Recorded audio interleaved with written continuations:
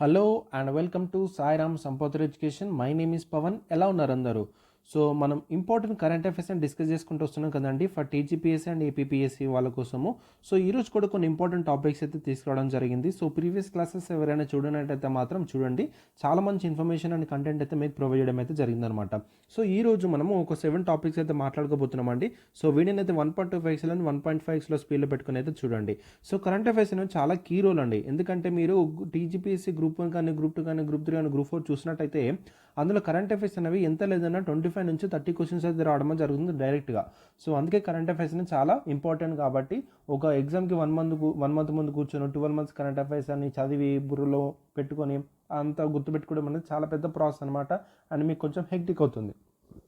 So current affairs అనేవి daily ఒక 1-2 hours అయితే స్పెండ్ చేయను కరెంట్ అఫైర్స్ మీద, ఓకేనా? సో చాలా ఏంటంటే మీకు ఎగ్జామ్కి 1 మంత్ ముందు రీజన్ చేసుకోవడానికి, వేరే సబ్జెక్ట్స్ కూడా చదువుకోవడానికి మీకు టైం ఉంటుంది, ఓకేనా? రైట్. సో గరియల్స్ గురించి వచ్చిందండి. సో చూద్దాం. గంగా రివర్ పొల్యూషన్ గురించి వచ్చింది. సో గంగా రివర్ గురించి ఇన్ డీటెయిల్గా చదువుకుందాం. అండ్ నేషనల్ ఎడ్యుకేషన్ పాలసీ మీదుగా మనకి 3 లాంగ్వేజ్ పాలసీ అంటే ఏంటి అన్న దాని మీద గురించి ఇన్ డీటెయిల్ చదువుకుందాం. నెక్స్ట్ హాండూరాస్ అనేది కూడా మనకు ఒక ప్లేస్ ఇన్ న్యూస్ ఉండడం జరిగింది. Next tribal cooperative market development federation of India limited మనకు న్యూస్లో రావడం జరిగింది. ఇదేంటని మనం చూద్దాం. అండ్ స్వయత్ ఇనిషియేటివ్ గురించి చూద్దాం. అండ్ పంచమిషన్. సో ఈ 7 టాపిక్స్ని ఇన్ డీటెయిల్గా అయితే పర్టికులర్ క్లాస్లో మనం మాట్లాడుకోవడం అయితే జరుగుతుంది, ఓకేనా? Right, let's get in to the discussion. So డిస్కషన్లోకి వెళ్ళిపోయే ముందు, సో హ్యాపీ మహాశివరాత్రి సందర్భంగా మీకు సాయిరామ్ సంపత్ ఎడ్యుకేషన్ ఛానల్లో మీకు 50% ఆఫ్ అయితే లభించడం జరుగుతుందండి అన్ని కోర్సెస్ మీద. సో మీరు చూసినట్టయితే టీఎస్పీఎస్సీ గ్రూప్ 1 మీకు టీఎస్పీసీ అండ్ ఏపీపీఎస్సీ గ్రూప్ 1లో మీకు 4,999కి, అండ్ అదేవిధంగా group 2 that is TGPSC and APPSC వాళ్ళకైతే 2,499కి అందించడం జరుగుతుంది. సో ఈ పర్టికులర్ ఆఫర్ అనేది ఓన్లీ 28 ఫిబ్రవరి వరకు ఉంది నాన్న. సో ఈరోజు మనకి లాస్ట్ డే అనమాట. సో ఎవరైనా ఇంకా తీసుకోలేదనుకోండి మాత్రం తీసుకోండి. చాలా కాంప్రహెన్సివ్ క్లాస్ అయితే అందించడం జరుగుతుంది. పీడిఎఫ్ మెటీరియల్స్ కూడా మీకు అందించడం జరుగుతుంది. అండ్ ఇందులోనే మీకు టెస్టులు కూడా ఇంక్లూడ్ అవ్వడం జరుగుతుంది అనమాట, ఓకేనా? సో ఈ విధంగా మీకు కాంప్రహెన్సివ్ క్లాస్ అని మీకు సాయిరామ్ సంపత్ ఎడ్యుకేషన్ ఛానల్లో ప్రొవైడ్ చేయడం జరిగింది. ఎవరైనా గ్రూప్ 1 కానీ గ్రూప్ 2 కానీ ఇంకా ప్రిపేర్ అవుతున్నారనుకోని నోటిఫికేషన్ వచ్చే టైంకి మీరు అంతా సిలబస్ కంప్లీట్ చేసి ఉంటుందన్నమాట, ఓకేనా? సో ఆల్రెడీ క్లాస్ అయితే మీకు స్టార్ట్ అయ్యాయి. మీకు అక్కడ రికార్డెడ్ క్లాస్ అందించడం జరుగుతుంది. అవిని మీరు వినొచ్చు, ఓకేనా? రైట్ అండి. సో ఇప్పుడు మా డిస్కషన్లోకి వెళ్ళిపోదాం. చూడండి, రీసెంట్లీ మధ్యప్రదేశ్ చీఫ్ మినిస్టర్ గారు ఒక 10 గరియల్స్ని మనకి రిలీజ్ చేయడం జరిగింది in Chambal river at national Chambal gharial sanctuary in Morena. So national Chambal gharial sanctuary ఎక్కడుంది?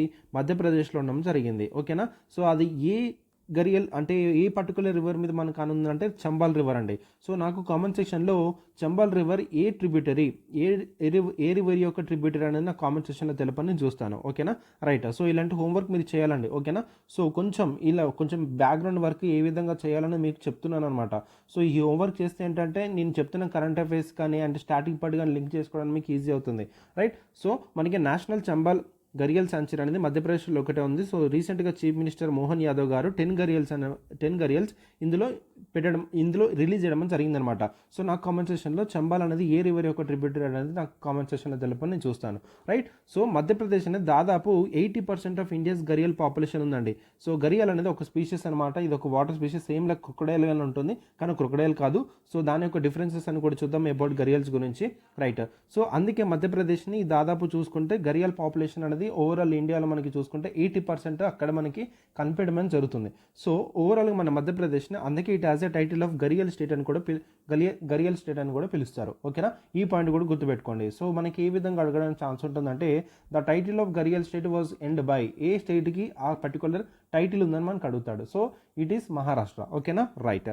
సో ఇప్పుడు గరియల్స్ గురించి కొన్ని ఇంపార్టెంట్ ఫ్యాక్ట్స్ చూసినట్టయితే దీని యొక్క సైంటిఫిక్ నేమ్ చూడండి. సో గవియల్స్ గ్యాంగాటిక్స్, ఓకేనా? సో సైంటిఫిక్ నేమ్ అనేది మనకు అప్పుడప్పుడు ఇవ్వడానికి ఛాన్స్ ఉంటుంది. జస్ట్ 1 రీడ్ ఇవ్వండి, ఓకేనా? సో పర్టికులర్ గుర్తుపెట్టుకోవాల్సిన అవసరం లేదు, ఓకేనా? So gharials exhibit sexual dimorphism, దాని యొక్క అపీరియన్స్ గురించి అడుగుతున్నాడు. And they have long slender snouts with interlocking sharp teeth. So ఈ విధంగా మనకి కనపడడం జరుగుతుంది నాన్న. సో ఈ విధంగా దాన్ని చాలా షార్ప్ టీత్ ఇట్లా ఉంటాయి అన్నానా. సో ఓకేనా? సో ఇమేజ్ ఇక్కడ కరెక్ట్గా పర్లేదు, ఒకసారి మీరు ఇమేజ్ చూడండి మీకు అర్థమవుతుంది, ఓకేనా? So males have bulbous snout tip resembling and inverted pot giving the name gharial. So ఇక్కడ అంత ఇంపార్టెంట్ ఏం కాదు, బట్ ఏంటంటే మీకు ఈ పర్టికులర్ దాని స్పీషీస్ గురించి డిఫరెన్సెస్ గురించి మాట్లాడినప్పుడు నేను చెప్తాను దాని గురించి. సో ఇక డైట్ గురించి చెప్పాడు, ప్రైమరీ ఫిష్ ఈటింగ్ మీద ఎక్కువ కదని ఒక డైట్ అనేది ఉంటుంది. అండ్ ఇది ఒక అక్వాటిక్ ఎకోసిస్టమ్ని బ్యాలెన్స్ చేయడానికి కూడా ఒక ఇంపార్టెంట్ రోల్గా ప్లే చేయడం జరుగుతుంది గరియల్స్ అనేటివి. ఓకేనా. So in Indian mythology often depicted as a divine mount of goddess Ganga అని కూడా దీని సాక్రెడ్ సిగ్నిఫికెన్స్ అన్నది కూడా ఉంది. ఓకేనా. So it was depicted as a divine mount of goddess Ganga అని కూడా ఒక ఇండియన్ మైథాలజీలో ఒక సిగ్నిఫికెన్స్ సాక్రెడ్గా పెట్టడం జరిగింది. ఓకేనా. సో డిస్ట్రిబ్యూషన్ చూడండి. Historically gharial range span to the Indus, Ganga, Brahmaputra, Mahanadi, Brahmani, Baitarani river systems of India, Bhutan, Bangladesh, Nepal and Pakistan. So ఈ విధంగా మనకి ఈ పర్టికులర్ రివర్స్లో దీని యొక్క డిస్ట్రిబ్యూషన్ అనేది మనకు కనపడడం జరుగుతుందన్నమాట. ఇండస్లోను, గంగాలోను, బ్రహ్మపుత్రలోను, మహానదిలోను, బ్రాహ్మణిలోను, బైత్రాణిలోను. నాకు మహానది, బ్రాహ్మణి, బైత్రాణి రివర్ సిస్టమ్స్ అనేవి మన ఇండియాలో ఒకటే ఉంది. ఇండియాలో ఏ పర్టికులర్ స్టేట్కి సంబంధించిన రివర్స్ అనేది నాకు కామెంట్ సెక్షన్లో తెలపని నేను చూస్తాను. ఓకేనా. రైట్. ఈ ఈ ఈ పాయింట్ అని నాకు కామెంట్ సెక్షన్ తెలపండి. ఓకేనా. సో మహానది, బ్రాహ్మణి, బైత్రాణి రివర్ సిస్టమ్స్ అది మన ఇండియాలో సంబంధించింది. సో ఈ పర్టికులర్ రివర్స్కి ఏ స్టేట్లో మనకి లొకేట్ ఉన్న విషయాల్లో తెలపండి. ఓకేనా. ఏ స్టేట్ నుంచి ఫ్లో అవుతుంది అనేది. So presently major population occurs in 3 tributaries of Ganga. So Ganga యొక్క 3 ట్రిబ్యూటరీస్లో దీని యొక్క పాపులేషన్ మేజర్గా కనిపించడం జరుగుతుంది. మెయిన్గా చంబాల్లోను, Girwa rivers in India and అదేవిధంగా Rapti Narayan river in Nepal. So Ganga river యొక్క ట్రిబ్యూటరీస్ ఏంటి ఇక్కడ చంబాల్ అండ్ అదేవిధంగా గిర్వా. ఓకేనా. సో ఆల్రెడీ ఇక్కడ ఆన్సర్ వచ్చేసింది మీకు. ఇంతకుముందు చంబా రివర్ ట్రిబ్యూటరీ అని చెప్పాను కదా. సో గంగా యొక్క ట్రిబ్యూటరీ. ఓకేనా. సో గంగా రివర్ యొక్క 2 ట్రిబ్యూటరీస్ అయినా మనకి చంబా అండ్ గిర్వర్ మేజర్ ఇక్కడ కనిపిస్తే, అండ్ నేపాల్లో మనకి నారాయణ రివర్ యొక్క ట్రిబ్యూటరీ రాపాతిలో మనకు కనిపించడం జరుగుతుంది అనమాట. సో ఈ 3 రివర్స్లోని మేజర్ పాపులేషన్ మనకు కనిపించడం జరుగుతుంది. ఓకేనా. సో ఈ పర్టికులర్ పాయింట్ అయితే గుర్తుపెట్టుకోండి. ఇక్కడ మీకు మేజర్గా పాయింట్ గుర్తుపెట్టుకోవాల్సింది ఏంటంటే రివర్ సిస్టమ్స్ అండి. ఓకేనా. సో రివర్ సిస్టమ్ అనేది చాలా చాలా ఇంపార్టెంట్. ఇది మీకు జాగ్రఫీలో మనం తప్పకుండా ఏ క్వశ్చన్ పేపర్లో అయినా కానీ రివర్స్ మీద తప్పకుండా మనకు అడగడానికి చాలా చాలా స్కోప్ అనమాట రివర్స్ గురించి. ఓకేనా. సో అందుకే చాలా చాలా ఇంపార్టెంట్. అండ్ రీసెంట్గా 10 గరియల్స్ అని మనకి రిలీజ్ చేస్తారు కాబట్టి ఈ పర్టికులర్ శాంక్చురీలో. సో ఎందుకంటే ఇట్లాంటి ఎకో సిస్టమ్స్ కానీ ఎన్విరాన్మెంట్ సంబంధించిన ఇంపార్టెంట్ న్యూస్ అనేవి తప్పకుండా మనకు అడుగుతాడు. ఓకేనా. Right. So it helps maintain clean rivers by consuming carrion. So carrion అనేది ఒక టైప్ ఆఫ్ స్పీషీస్ అనమాట. సో అది టోటల్గా మనకి క్లీన్గా ఉంచేటట్టు చూస్తుంది అనమాట ఈ పర్టికులర్ గరియల్స్ అనేవి. ఓకేనా. సో దాన్ని కన్జ్యూమ్ చేసుకుంటుంది ఇది. ఓకేనా.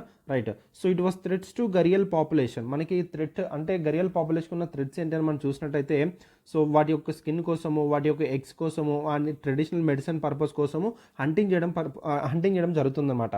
సో ఈ విధంగా థ్రెడ్స్ అయితే మనకు కలగడం జరుగుతుంది. ఇది మనకి మోడర్న్ థ్రెడ్స్ అంటే హిస్టారికల్ థ్రెడ్స్. హిస్టారికల్ వాటికి ఒక ఎగ్స్ కోసము, స్కిన్ కోసము, ట్రెడిషనల్ మెడిసిన్ పర్పస్ కోసం దాన్ని చంపేవాళ్ళనమాట. ఇప్పుడు మోడర్న్ థ్రెడ్స్ చూసినట్టయితే ఇక్కడ మనకి డ్యామ్స్ కన్స్ట్రక్షన్ చేయడం కానీ, లేకపోతే కెనల్స్ ఇరిగేషన్ చేయడం కానీ, రివర్స్ కోర్స్ చేంజ్ చేయడం కానీ, శాండ్ మైనింగ్ వల్ల ఏంటంటే దాని యొక్క హ్యాబిటాట్ అనేది డిస్ట్రక్షన్ అవ్వడం జరుగుతుంది. హ్యాబిటాట్ అంటే ఏంటి sir? Habitat it is nothing but ఇప్పుడు గరియల్స్ ఉన్నాయండి. ఈ గరియల్స్ అనేవి పర్టికులర్ రివర్లో మాత్రమే అవి నివసించగలవు. దీని యొక్క హ్యాబిటాట్ అనమాట. అది అక్కడ నివసిస్తుంది కాబట్టి దాని యొక్క హ్యాబిటాట్ అనేది. ఇప్పుడు మన హ్యూమన్స్ అనేవి ఎక్కడ నివసిస్తున్నాం? మన యొక్క ఇంట్లో నివసించింది. ఎందుకు? మనకి హ్యాబిటాట్ కాబట్టి. ఆ విధంగానే వీటికి ఆ పర్టికులర్ రివర్ అనేది దానికి హ్యాబిటాట్ కాబట్టి due to the reverse course వల్ల, రివర్స్ కోర్స్ అంటే దాని రివర్స్ కోర్స్ అని చేంజ్ అయిపోవడము, అక్కడ ఇరిగేషన్ స్టార్ట్ అవ్వడం, లేకపోతే డ్యామ్స్ కన్స్ట్రక్షన్ తీసుకురావడం వల్ల ఈ పర్టికులర్ రివర్స్ అంతా మొత్తం వెళ్ళిపోతుంది. దాని హ్యాబిటేట్ అంతా డిస్ట్రాక్ట్ చెప్పడం జరుగుతుంది కదా. సో ఈ విధంగా అండ్ అదేవిధంగా ఇండస్ట్రియల్ అండ్ అగ్రికల్చర్ వేస్ట్ అనేది కూడా రివర్ ఎకోసిస్టమ్స్ మీద హార్మింగ్ అనేది జరుగుతుంది. దీనివల్ల పొల్యూట్ అవుతుంది జరుగుతుందని కూడా చెప్తున్నారు. And fishing activities. So Gill nets cos accidents that even in protected areas. So ఇక్కడ మనం చూసినట్టయితే ఫిషింగ్ చేసేటప్పుడు మనము చేస్తాం కదా నాన్న, ఇట్లాంటి గిల్ నెట్స్ లాంటివి అట్లాంటివి వేసినప్పుడు కూడా యాక్సిడెంటల్ డెత్స్ అనేవి జరుగుతున్నాయి గరియల్స్కి అని చెప్తున్నారు.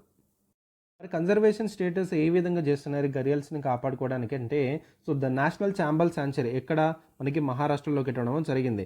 దాదాపు 2455 గరియల్స్ అని ఉన్నాయి 2025 అని చెప్తున్నారు. This the successful conservation efforts అని చెప్పడం జరుగుతుంది.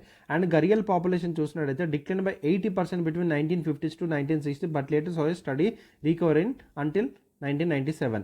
Between 1997-2000, the population dropped 58% for 436 to 182, and gharials are extinct in Myanmar and Bhutan. ఈ పాయింట్ చాలా ఇంపార్టెంట్. గరియల్స్ అనే మయన్మార్ అండ్ భూతాన్లో మనకి ఎక్స్టెంట్ ఫేజ్లో ఉండడం జరిగింది with small uncertain population in Pakistan, Nepal and Bangladesh. So ఓవరాల్గా మనకి ఇండియాలో చూసుకుంటే 2024 కల్లా మనకి 2456 గరియల్స్ అని ఉన్నాయి. సో మనకి ఈ కన్జర్వేషన్ ఎఫర్ట్స్ అనేది చాలా చాలా ఇంపార్టెంట్. ఎందుకంటే ఈ స్పీషీస్ అండ్ హ్యూమన్స్, ప్లాంట్స్ అన్నిటి ఈ ఎన్విరాన్మెంట్కి సంబంధించిన వాళ్ళం, ఎర్త్కి సంబంధించిన వాళ్ళం. ఎర్త్ అనేది ఓన్లీ హ్యూమన్కి సంబంధించింది కాదు కదా. సో ఈ యొక్క పర్టికులర్ స్పీషీస్ అనేవి ఏంటంటే ఎకలాజికల్ బ్యాలెన్స్ని మనకి ఒక సిగ్నిఫికెంట్ రోల్ ప్లే చేస్తుంది. కాబట్టి అట్లాంటి స్పీషీస్ మనం కాపాడుకునే బాధ్యత అందరి మీద ఉంది. సో ఓకేనా. సో గరియల్స్ అనే మైన్మర్లో భూతాన్లో చూసుకుంటే ఎక్స్టెంట్ వెళ్ళిపోవడం అని జరిగిందనమాట. సో చాలా తక్కువ మోతాదులో మాత్రమే నెంబర్ అనేది అక్కడ కనిపించడం జరుగుతుంది. సో అందుకే ఇండియాలో మనకి ఉన్న గరియల్స్ని ఇంకా పాపులేషన్ పెంచాలి అండ్ అదేవిధంగా దాన్ని కన్జర్వ్ చేయాలి అని చెప్పేసి చాలా ఎఫర్ట్స్ అయితే పెట్టడం జరుగుతుంది. మరి ఇండియాలో ఏ విధంగా మనకి ఎఫర్ట్స్ అని పెడుతున్నారు సార్ అంటే క్యాపిటివ్ బ్రీడింగ్ 1975 to 1982. సో దాదాపు 16 బ్రీడింగ్ సెంటర్స్ అనేవి కూడా ఎస్టాబ్లిష్ చేశారు. సో అండ్ అదేవిధంగా reintroduction in Punjab 2017 to 2020. So ఈ యొక్క సట్లెజ్లోను, బీస్ రివర్స్లోను గరియల్స్ అనేవి రీఇంట్రొడ్యూస్ చేయడం జరిగింది. సో సట్లెజ్ అండ్ బీస్ అనేవి ఏ పర్టికులర్ రివర్ యొక్క ట్రిబ్యూటరీస్ తెలుసా మీకు? సో ట్రిబ్యూటరీస్ ఏ పర్టికులర్ రివర్కి ట్రిబ్యూటరీస్ నా కామెంట్ సెక్షన్లో తెలుపని నేను చూస్తాను. ఓకేనా. అండ్ అదేవిధంగా నేషనల్ చంబాల్ మనకి ఇప్పుడు నేషనల్ చంబాల్ శాంక్చురీ మధ్యప్రదేశ్లోను, అండ్ కట్టరేని ఘాట్ ఇన్ ఉత్తరప్రదేశ్లో, Son river in Madhya Pradesh and Satkosia gorge in Odisha. So ఈ పర్టికులర్ శాంక్చురీస్లో మనకి ఏంటంటే గరియాల్స్ అనేటివి కన్సిడర్ చేయడం అయితే జరుగుతుందన్నమాట. ఓకేనా, గుర్తుపెట్టుకోండి. నెక్స్ట్ చూడండి, ఇక్కడ మనకి ఏ విధంగా అయితే మనకి థ్రెడ్స్ దానికి సంభవిస్తున్నాయో ఆ థ్రెడ్స్ని టోటల్గా తీసివేయడానికి, థ్రెడ్ని టోటల్గా స్టాప్ చేయడానికి ఎటువంటి టైప్ ఆఫ్ మేనేజ్మెంట్ చేస్తున్నారంటే శాండ్ మైనింగ్ అనేది బ్యాన్ చేయడం జరిగింది. పొల్యూషన్ కూడా మానిటర్ చేస్తున్నారు.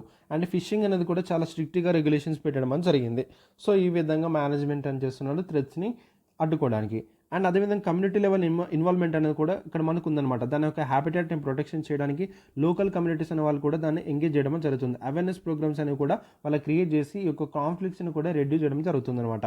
అండ్ అదేవిధంగా నేషనల్ చంబల్ శాంక్చురీ కనుక ఎక్కడుందో మనం చూసినట్టయితే the location of the national Chambal over near the tri point of Rajasthan, Madhya Pradesh and Uttar Pradesh.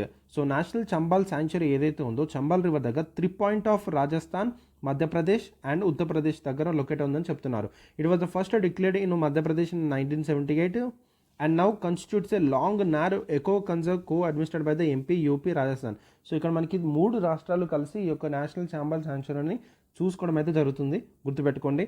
435 kilometre stretch of Chambal river, one of the India's cleanest రివర్గా చెప్పడం జరుగుతుంది. And home to 290+ bird species including Indian skimmers. 80% of Indian population ఇక్కడ కనిపించడం జరుగుతుంది. And acts as a breeding ground for gharials, helping revive population in other states. So national Chambal sanctuary అనేది 3 point of Chambal river దగ్గర locate ఉంది. That is Rajasthan, Madhya Pradesh and Uttar Pradesh. So ఇది మన 1978లో మనకి ఫస్ట్గా డిక్లేర్ చేయడం జరిగింది మధ్యప్రదేశ్లో. దాని తర్వాత మనకి ఎంపీ, యూపీ, రాజస్థాన్ 3 కో అడ్మినిస్ట్రేట్ చేయడం జరుగుతుంది. దాన్ని కన్సర్వ్ చేయడం జరుగుతుంది. సో 435 కిలోమీటర్ వరకు స్ట్రెచ్ అయి ఉంది. ఇండియాస్ క్లీనెస్ట్ రివర్గా కూడా, వన్ ఆఫ్ ద క్లీనెస్ట్ రివర్గా కూడా చెప్పడం జరుగుతుంది. అండ్ అదేవిధంగా దాదాపు 290+ బర్డ్ స్పీషీస్ అని అక్కడ మనకు కనిపిస్తున్నాయి. అండ్ అదేవిధంగా ఇందులో మనకి ఇంపార్టెంట్ స్పీషీస్ అని Indian skimmers, that is 80% of Indian population ఇక్కడ మనకు కనిపించడం జరుగుతుంది. And it act as a గరియల్స్కి ఒక బ్రీడింగ్ సెంటర్గానే మనకు కనిపిస్తుంది. అండ్ అదేవిధంగా ఈ అదర్ స్టేట్స్లో కూడా ఆ పాపులేషన్ రివైవ్ చేయడానికి కూడా ఈ యొక్క పర్టికులర్ శాంక్చురీ అనేది హెల్ప్ చేయడం జరుగుతుందన్నమాట. సో ఈ టేబుల్ అనేది మనకి ఇంపార్టెంట్ అండి. So gharials and mugger crocodile and salt water crocodile, ఈ 3 మనకి చాలా డిఫరెంట్ అనమాట. ఓకేనా. సో ఈ 3 సంబంధించిన వాటి గురించి చూసినట్టయితే దీని సైంటిఫిక్ నేమ్, గరియల్ యొక్క scientific name గవియాలిస్ గ్యాంగెటిక్స్, and mugger crocodile వచ్చేసి క్రొకడైలస్ పాల్స్ట్రియస్, అండ్ సాల్ట్ వాటర్ క్రొకడైల్ వచ్చేసి క్రొకడైలస్ పోరసస్. ఓకేనా. సో సైంటిఫిక్ జస్ట్ 1 రీడింగ్ ఇవ్వండి. ఓకేనా. సో అంతా గుర్తుపెట్టుకోవాల్సిన అయితే ఇంపార్టెంట్ కాదు, బట్ దీని ఒక ఇది ఇంపార్టెంట్ అండి. హ్యాబిటాట్ అని మనకి చాలా ఇంపార్టెంట్. సో గరియల్స్ అని మెయిన్గా చూసినట్టయితే మెయిన్గా ఫ్రెష్ వాటర్స్లోనే మనకి ఎక్కువ దాని యొక్క నివాసం అయితే ఉండడం అయితే జరుగుతుంది. అండ్ మురుగర్ క్రొకడైల్స్లో మనం చూసినట్టయితే ఫ్రెష్ వాటర్లోను, రివర్స్లోను, మార్షెస్లోను కూడా ఇది హ్యాబిటాట్ అనేది ఉంది. అండ్ సాల్ట్ వాటర్ క్రొకడైల్ ఎస్ట్యూరీస్లో అండ్ కోస్టల్ మ్యాంగ్రోవ్స్లో, బ్రాకిష్ వాటర్లో. ఇక్కడ ఇంపార్టెంట్ టర్మ్ వచ్చేసి ఎస్ట్యూరీస్. ఎస్ట్యూరీస్ అంటే ఏంటి అనేది మీకు తెలియాలి. సో నాకు కామెంట్ సెషన్లో తెలపండి, నేను చూస్తాను. సో ఎస్ట్యూరీస్ అంటే ఏంటని నా కామెంట్ సెషన్లో తెలపండి. So I will look after it. Rest gharial యొక్క ఐఎస్ఐఎన్ చూసినట్టయితే క్రిటికలీ ఎండేంజర్డ్గా ఉంది. అండ్ మృగర్ క్రొకడైల్ వచ్చేసి వనరబుల్ స్టేటస్లో ఉంటాయి. అండ్ సాల్ట్ వాటర్ క్రొకడైల్ వచ్చేసి లీస్ట్ కన్సర్న్గా ఉంది. ఓకేనా. సో ఈ విధంగా అంటే సాల్ట్ వాటర్ క్రొకడైల్ వచ్చేసి లీస్ట్ కన్సర్న్గా ఉంది. దీని పాపులేషన్ కానీ ఎక్కువనే ఉంది. ఓకే, పర్లేదు. సో మృగర్ క్రొకడైల్ వనరబుల్లో ఉంది. సో దీన్ని కొంచెం కన్జర్వేషన్ చేసుకోవాలి. అండ్ గరియల్ యొక్క పాపులేషన్ అనేది క్రిటికల్ ఎండేంజర్గా ఉంది కాబట్టి ఇది మనకి కన్జర్వేషన్ స్టేటస్ చేయాలని చెప్పేసి మాట్లాడుకోవడం జరుగుతుంది. And WPA, that is wild life protection act 1972 దీంట్లో ప్రకారంగా చూసుకుంటే మనకి షెడ్యూల్ 1, షెడ్యూల్ 2, షెడ్యూల్ 3 అని ఉంటాయండి. ఇందులో మనకి షెడ్యూల్ 1లో మనకి హైలీ ప్రొటెక్టివ్ సంబంధించిన స్పీషీస్ అనేవి ఇందులో పెట్టడం అని జరుగుతుందన్నమాట. సో గరియల్స్ అని మనకి క్రిటికల్ ఎండేంజర్లో ఉంది కాబట్టి ఇది మనకి షెడ్యూల్ 1లో పెట్టారు అండ్ దీన్ని హైలీ ప్రొటెక్టివ్ చేయాలి. అండ్ మృగరు క్రొకడైల్ అనేది కూడా మనకి వనరబుల్ ఉంది కాబట్టి షెడ్యూల్ 1లో పెట్టాలి, దీన్ని కూడా కన్జర్వేషన్ చేయాలి అండ్ దాన్ని కూడా ప్రొటెక్ట్ చేయాలి. అండ్ సాల్ట్ వాటర్ క్రొకడైల్ అనేది కూడా మనకి లీస్ట్ కన్సర్న్గా ఉంది. సో ఇది కూడా మనకి షెడ్యూల్ 1లో పెట్టి ఇది కూడా కన్జర్వేషన్ చేయాలని చెప్పేసి షెడ్యూల్ 1లో పెట్టడం అయితే జరిగిందనమాట. ఓకేనా, అర్థమైందా మీకు? సో ఈ టేబుల్ అనేది మీకు చాలా చాలా ఇంపార్టెంట్. సో దీని నుంచి క్వశ్చన్స్ అని దిగుతాయి. దీన్ని హ్యాబిటేట్ అడుగుతాడు and IUCN status important and wild life protection యాక్ట్లో ఏ షెడ్యూల్ అనేది మనకి చాలా ఇంపార్టెంట్ అనమాట. ఓకేనా, సో వైల్డ్ లైఫ్ ప్రొటెక్షన్ యాక్ట్లో షెడ్యూల్ 1లో ఏ స్పీషీస్ వస్తాయి, షెడ్యూల్ 2లో ఏ స్పీషీస్ వస్తాయి, షెడ్యూల్ 3లో ఏ టైప్ ఆఫ్ స్పీషీస్ వస్తాయి అనేది నాకు కామెంట్ సెక్షన్లో తెలపండి. ఇది కూడా మీకు చాలా చాలా చాలా important, right? Next Ganga river pollution. So ఈ పర్టికులర్ స్లైడ్లో మనం పొల్యూషన్ గురించి కాదు కానీ గంగా రివర్ గురించి కొన్ని ఇంపార్టెంట్ ఫ్యాక్ట్స్ అయితే తెలియాలండి. సో తప్పకుండా రివర్ సిస్టమ్ అనేది చాలా చాలా ఇంపార్టెంట్. సో మీరు మిగతా రివర్స్ అన్నిటి మీద మీరు తప్పకుండా చదువుకొని నోట్ మేకింగ్ అనేది చేసుకోవాలి. ఓకేనా, సో గంగా రివర్ అనేది ఇండియన్ సబ్ కాంటినెంట్లో ఒక మేజర్ రివర్. సో ఇది హిమాలయన్ మౌంటైన్ నుంచి మనకి రేజ్ అయ్యి మనకి దాదాపు 2525 కిలోమీటర్స్ ఫ్లో అవడం జరుగుతుందన్నమాట. అండ్ బే ఆఫ్ బెంగాల్లో ఇది కలిసిపోవడం అని జరుగుతుంది. ఓకేనా, అండ్ దాదాపు 5 స్టేట్స్ నుంచి ఇది మనకి క్రాస్ అవ్వడం జరుగుతుంది. So Uttarakhand, Uttar Pradesh, Bihar, Jharkhand and west Bengal, ఈ 5 స్టేట్స్ నుంచి గంగా రివర్ అనేది ఫ్లో అవుతుంది. ఓకేనా, గుర్తుపెట్టుకోండి, మనకు అడుగుతాడు. And it has a catchment area of 8,61,404 square kilometres. That is almost 26% of India. ఇది చాలా ఇంపార్టెంట్. క్యాచ్మెంట్ ఏరియా అంటే గంగా రివర్ యొక్క దాంతోపాటు మిగతా ట్రిబ్యూటరీస్ని అన్ని కలుపుకొని ఎక్కడి వరకు దాని యొక్క ఏరియా అనేది అంతా క్యాచ్మెంట్ ఏరియా అనేది జరుగుతుందన్నమాట. సో ఎంత 26% ఆఫ్ ఇండియా అని చెప్తున్నారు. చాలా చాలా ఇంపార్టెంట్ పాయింట్ అండి ఇది. ఓకేనా, సో ఇది బే ఆఫ్ బెంగాల్లో డ్రైన్ అవుతుంది. అండ్ అదేవిధంగా మోస్ట్ డెన్స్లీ పాపులేటెడ్ స్టేట్స్ నుంచి వరల్డ్ నుంచి మనకి వెళ్ళడం అని జరుగుతుందన్నమాట. ఓకేనా, అండ్ అదేవిధంగా 1/3 ఆఫ్ ఇండియా సర్ఫేస్ వాటర్కి సప్లై చేస్తుంది. And more than half of the countries water అనేది ఈ పర్టికులర్ గంగా రివర్ నుంచే యూజ్ చేయడం జరుగుతుంది. ఓకేనా, సో గంగా రివర్ అనేది చాలా ఫర్టైల్ సాయిల్గా ఉంటుంది నాన్న. సో అక్కడ మీరు చూసినట్టయితే హిమాలయస్ రివర్ నుంచి వస్తుంది కాబట్టి చాలా సెడిమెంట్స్ని తీసుకొని వస్తుంది కాబట్టి సో అక్కడ మనకి అల్యూవెల్ సాయిల్ అనేది చాలా ఫర్టైల్గా ఉంటుంది. అందుకే పంటలు కానీ ఏది వేసినా కానీ తప్పకుండా వాళ్ళకి ఒక మంచి పంట అయితే రావడం జరుగుతుంది అనమాట. ఓకేనా, ప్రొడక్టివ్ అనేది, రైట్? సో అండ్ అదేవిధంగా Ganga is also revered as one of the India's holiest రివర్గా చెప్తున్నారు. అండ్ అదేవిధంగా దీనికి చాలా స్పిరిచువల్ సిగ్నిఫికెన్స్ అని ఉండడం జరిగిందనమాట. సో గంగా రివర్ గురించి నేను ప్రత్యేకంగా చెప్పాల్సిన అవసరం లేదు. అనుకున్న కల్చర్ సిగ్నిఫికెన్స్ కానీ దానికున్న ఈ యొక్క హోలిస్టిక్ రివర్ అని ఏదైతే మనం చెప్తున్నావో స్పిరిచువల్ సిగ్నిఫికెన్స్ కానీ, so it is one of the magnificent river అని కూడా చెప్పొచ్చు. సో ఇండియాలో one of the important river and examination పర్స్పెక్టివ్లో కూడా చాలా చాలా ఇంపార్టెంట్. ఇప్పుడు రాబోయే ఎగ్జామినేషన్లో మనకి ఎందుకు ఇంపార్టెంట్ అంటే మనకి మహాకుంభ జరిగింది కాబట్టి, సో మహాకుంభకి గంగా రివర్కి చాలా కనెక్షన్ ఉంది కాబట్టి సో తప్పకుండా మహాకుంభని కనెక్ట్ చేస్తూ ఈ గంగా రివర్ని కనెక్ట్ చేస్తూ మన క్వశ్చన్ ఫ్రేమ్ చేయడానికి అయితే ఛాన్స్ ఉంటుంది. ఓకేనా, రైట్? ఇది చూడండి, గంగా రివర్ యొక్క టోటల్ రివర్ సిస్టమ్ అనేది ఇక్కడ మీరు చూసినట్టయితే గంగోత్రి గ్లేషియర్ అటు గౌముఖ్ నుంచి మనకి స్టార్ట్ అవుతుందన్నమాట. అండ్ అదేవిధంగా దేవప్రయాగ నుంచి మనకి భగీరథి రివర్, అండ్ అదేవిధంగా మనకి విష్ణుప్రయాగ నుంచి మనకి ధౌలిగంగా, అండ్ అదేవిధంగా కన్నప్రయాగ నుంచి మనకి పిండారి, అండ్ అదేవిధంగా నందప్రయాగ నుంచి మనకి నందాకిని, అండ్ అదేవిధంగా రుద్రప్రయాగ నుంచి మనకి మందాకిని. ఇవన్నీ మనకి ఈ పర్టికులర్ ఏదైతే ఉందో ఈ ధౌలిగంగా, పిండారి, నందాకిని అండ్ మహాగంధి అల్కనందలో మీట్ అయ్యి ఆ మల్కనంద నుంచి మనకి భగీరథలో మీట్ అయ్యి అండ్ ఈ 2 రివర్స్ అనేవి మనకి గంగాగా మారి మనకి ఫ్లో అవడం జరుగుతుందన్నమాట. ఓకేనా, సో చాలా చాలా ఇంపార్టెంట్. అర్థమైందని అనుకున్నాను. ఈ 5 ప్రయాగాస్ అనేవి మీకు చాలా ఇంపార్టెంట్ అండి. దేవప్రయాగ, విష్ణుప్రయాగ, కన్నప్రయాగ, నందప్రయాగ అండ్ రుద్రప్రయాగ. సో ఇది మనకు అడగడానికి ఛాన్స్ ఉంటుంది. సో దేవప్రయాగ నుంచి ఏ రివర్ వస్తుందంటే భగీరథి రివర్, విష్ణుప్రయాగ నుంచి మనకి ధౌలిగంగా, కన్నప్రయాగ నుంచి మనకి పిండారి, నందప్రయాగ నుంచి మనకి నందాకిని అండ్ రుద్రప్రయాగ నుంచి మనకి మందాకిని. ఓకేనా, ఈ 4 ప్రయాగ్స్ నుంచి వచ్చి ఈ రివర్స్ ఏవవుతున్నాయి అలకనంగలో మనకి మిక్స్ అవుతాయి. అండ్ అదేవిధంగా భగీరథన దేవప్రయాగ నుంచి వచ్చి ఈ 2 రివర్స్ మీట్ అయ్యి మనకి గంగాగా మారడం అయితే జరుగుతుందన్నమాట. ఓకేనా, సో ఇది అర్థమైందని అనుకున్నాను మీకు ఈ పర్టికులర్ పాయింట్ అన్నది. అండ్ ఇక్కడ మీరు చూసినట్టయితే ఇక్కడ యమున ఏదైతే ఉందో యమున యొక్క ట్రిబ్యూటరీస్ మీరు చూసినట్టయితే చంబాల్, బెత్వా, కెన్, సింధ్, హిందోన్. ఇది యమున యొక్క యమున యొక్క ట్రిబ్యూటరీస్ అనమాట. యమున అనేది ఎక్కడ నుంచి మనకి స్టార్ట్ అవుతుంది? యమునోత్రి గ్లేషియర్ నుంచి మనకి స్టార్ట్ అవుతుంది. సో యమున అనేది గంగాలో ఎక్కడ జాయిన్ అవుతుంది? అలహాబాద్ దగ్గర మనకి జాయిన్ అవుతుంది. చాలా చాలా ఇంపార్టెంట్. ఓకేనా, సో అలహాబాద్ ఎక్కడుంది? మనకి ఉత్తరప్రదేశ్లో ఉంది. ఓకేనా, అర్థమైందని అనుకుంటున్నాను. అండ్ అదేవిధంగా Son which is a tributary of Ganga, ఇది ఎక్కడ మనకి జాయిన్ అవుతుంది, మనకి పాట్నాలో జాయిన్ అవుతుంది. ఇది చాలా చాలా ఇంపార్టెంట్. నెక్స్ట్ మనకి గోమతి అండ్ అదేవిధంగా మనకి సాయి, ఈ పర్టికులర్ 2 రివర్స్ అని ఏవైతే ఉన్నాయో మనకి కైతి అనే ఏరియా దగ్గర మనకి మీట్ అవుతుందండి గంగా దగ్గర. ఓకేనా, సో గుర్తుపెట్టుకోండి. అండ్ అదేవిధంగా నెక్స్ట్ చూసినట్టయితే ఇది చూడండి, ఇది చిన్న చిన్న కొన్ని రివర్స్ అయితే ఉన్నాయండి. So Punpun, Ghaghra, Gandak and Burhi Gandak and Kosi, ఈ రివర్స్ అన్ని బీహార్లో మనకి మీట్ అవ్వడం జరుగుతుంది గంగాతో పాటు. ఓకేనా, సో ఇవన్నీ ట్రిబ్యూటరీస్ ఆఫ్ గంగా అండి. సో మీరు ఈ విధంగా నేను ఏంటంటే ఇట్లా స్ట్రేట్ లైన్లో ఫ్లో చార్ట్ లాగా వేసాను, మీరు మ్యాప్ లాగా వేసుకోండి, చాలా బాగా మీకు గుర్తుంటుంది. ఓకేనా, రైట్. అండ్ అదేవిధంగా మనకి వెస్ట్ బెంగాల్లో మనకి ఫరక్కా దగ్గర మనకి బైఫరికేట్ అవుతుందండి, హుగ్లీ రివర్గా అండ్ అదేవిధంగా పద్మ రివర్గా మనకి బైఫరికేట్ అయిపోవడం అని జరుగుతుంది. ఓకేనా, సో హుగ్లీ రివర్ అయిపోయిన తర్వాత మనకి భగీరథగా మనకి ఫ్లో కొంటూ బే ఆఫ్ బెంగాల్లో మనకి ఎంటీ అవడం జరుగుతుంది అనమాట, డ్రైన్ అవడం జరుగుతుంది. సో చాలా చాలా ఇంపార్టెంట్, గుర్తుపెట్టుకోండి. రైట్, సో ఎప్పుడైతే మనకి ఈ గంగా అనేది ఎప్పుడైతే బంగ్లాదేశ్లోకి ఫ్లో అవుతుందో అది మనకి పద్మలాగా మారిపోతుంది అనమాట. ఓకేనా, సో గుర్తుపెట్టుకోండి. అండ్ అదేవిధంగా మనకి బ్రహ్మపుత్ర రివర్ నుంచి ఇంకో ట్రిబ్యూటరీ ఒక బ్రాంచ్ అనేది మనకి బంగ్లాదేశ్లో వచ్చినప్పుడు మనకి జమునతో మీట్ అవ్వడం జరుగుతుంది, పద్మ జమున మీట్ అవ్వడం జరుగుతుంది అనమాట.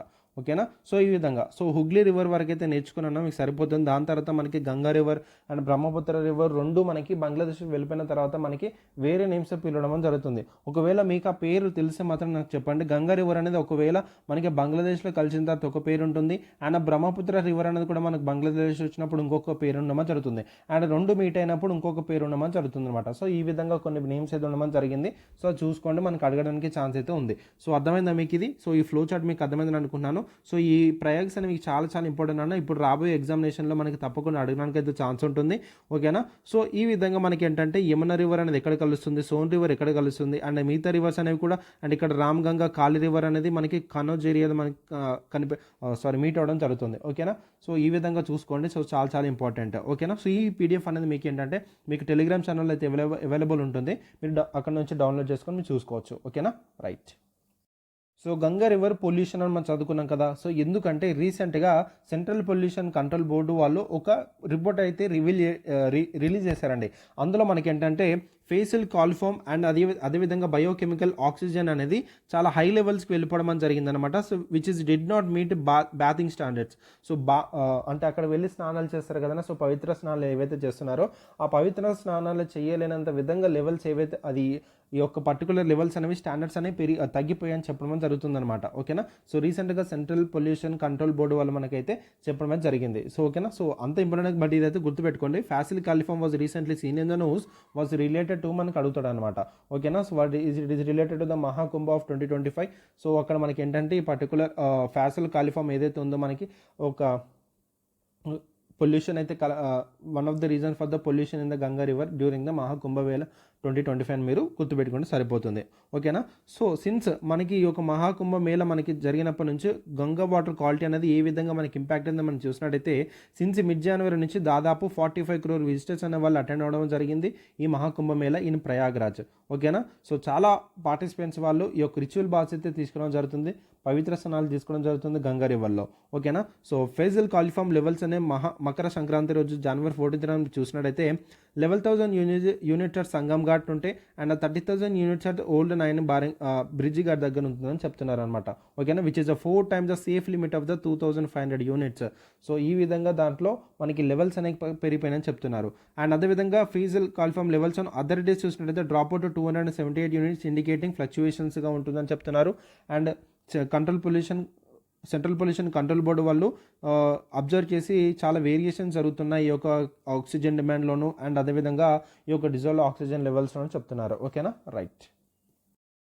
గంగా రివర్ అనేది పొల్యూట్ అవ్వడానికి మేజర్ సోర్సెస్ ఏంటని మనం చూసినట్టయితే సీవేజ్ అండి. సో సిటీస్ నుంచి వచ్చే మనకి అన్ట్రీటెడ్ సీవేజ్ నుంచి కానీ అండ్ అదేవిధంగా biggest contribution to the pollution మనకి సిటీస్ అండ్ టౌన్స్ నుంచి వచ్చే సీవేజ్ ఏదైతే ఉందో దట్ ఈస్ ద బిగ్గెస్ట్ కాంట్రిబ్యూటర్గా ఉంది. లైక్ ఆర్గానిక్ మ్యాటర్ కావచ్చు, న్యూట్రియన్స్ కావచ్చు, టాక్సిక్ కెమికల్స్ కావచ్చు, ప్యాథోజన్ కావచ్చు, అట్లాంటి టైప్ ఆఫ్ ఈ ఒక సీవేజ్ అంతా సిటీస్ నుంచి టౌన్ నుంచి వచ్చి ఈ యొక్క రివర్లో కలిసిపోతున్నాయి అనమాట. సో దానివల్ల రివర్ అనేది పొల్యూట్ అవుతుంది. అండ్ ఇండస్ట్రియల్ వేస్ట్ అనేది చాలా రావడం జరుగుతుందండి, ఫ్యాక్టరీస్ నుంచి కానీ టన్నరేజ్ నుంచి కానీ. సో ఈ విధంగా రివర్ అనేది పొల్యూట్ అవుతుంది. సో ఇండస్ట్రియల్ వేస్ట్ ఏదైతే ఉందో మనకి టాక్సిక్ కెమికల్స్ని ఇంక్లూడ్ చేసేసి చాలా హెవీ మెటల్స్, పెస్టిసైడ్స్ అనేటివి అందులో ఇంక్లూడ్ అవుతున్నాయి రివర్లో. అండ్ అదేవిధంగా అగ్రికల్చర్ రన్ ఆఫ్ కూడా మనకు జరుగుతుందండి. అగ్రికల్చర్ అనేది ఈ పర్టికులర్ రివర్ మీద చాలా ఎక్స్టెన్సివ్గా జరుగుతుందండి, చాలా మ్యాసివ్గా జరుగుతుంది. దానివల్ల ఏంటంటే వాటర్ అనేది చాలా ఎక్సెస్గా వాడతారు. అంటే ఎక్కువగా వాడడం వల్ల కూడా మనకి అగ్రికల్చర్లో ఈ యొక్క వాటర్ అనేది ఎక్కువగా వాడుతున్నారని కూడా మనం చెప్పొచ్చు. దీనివల్ల వాటర్ అనేది ఏంటంటే తక్కువ అయిపోతుంది కదా. సో దానివల్ల ఒక్కో టైప్ ఆఫ్ పొల్యూషన్ కూడా వాళ్ళు మనం చెప్పడం జరుగుతుంది. అండ్ అదేవిధంగా రిలీజియస్ యాక్టివిటీస్, సో బాడీస్ని బర్న్ చేయడం కానీ, అండ్ అదేవిధంగా దానివల్ల ఏంటంటే వుడెన్ పైప్స్ అనేవి కంట్రిబ్యూట్ చేయడం జరుగుతుంది. సో మనకి వుడెన్ దాని మీద ఏదైతే బాడీని బర్న్ చేస్తారో ఆ పర్టికులర్ సంబంధించిన అవి కూడా దాంట్లో మిక్స్ అయిపోవడం వల్ల వాటర్ అనేది పొల్యూట్ అవుతుందని చెప్తున్నారు. And other sources like solid waste cities నుంచి అది నుంచి కానీ, అండ్ డ్యామ్స్, బ్యారేజెస్, దాని యొక్క డిస్టర్బ్ ఏవైతే ఉన్నాయో రివర్స్ న్యాచురల్ ఫ్లో ఏదైతే ఉందో టోటల్గా ఆగిపోతుందని కూడా చెప్తున్నారు అనమాట. ఓకేనా. So these are the major sources. So ఎప్పుడైనా మీరు ఇప్పుడు మహాకుంభ మేళ వచ్చింది కాబట్టి సో తప్పకుండా మనకి మెయిన్స్లో అడగడానికి అయితే ఛాన్స్ ఉండొచ్చు నాన్న. సో ఈ మహాకుంభ మేళ 2025 ఏదైతే జరిగిందో దానివల్ల గంగా రివర్కి ఎటువంటి టైప్ ఆఫ్ ఎఫెక్ట్ అనేది జరిగింది, అండ్ ఎటువంటి టైప్ ఆఫ్ గవర్నమెంట్కి రెవెన్యూ వచ్చింది, అండ్ ఎటువంటి టైప్ ఆఫ్ మనకి ఈ యొక్క పర్టికులర్ సొసైటీకి అంటే ఒక విధంగా మనకు అడగడానికి ఛాన్స్ ఉంటుందన్నమాట. సో మీరైతే దాన్ని ఒక కోణంలో చూడండి. మహాకుంభమేళ 2025 అని మీరు ఎగ్జామ్ పర్స్పెక్టివ్లో ఒకసారి చూడండి. ఓకేనా. సో అది మీకు చాలా బాగా దాని నుంచి క్వశ్చన్స్ రావడానికైతే తప్పక వస్తాయి. So that is 100% sure dam.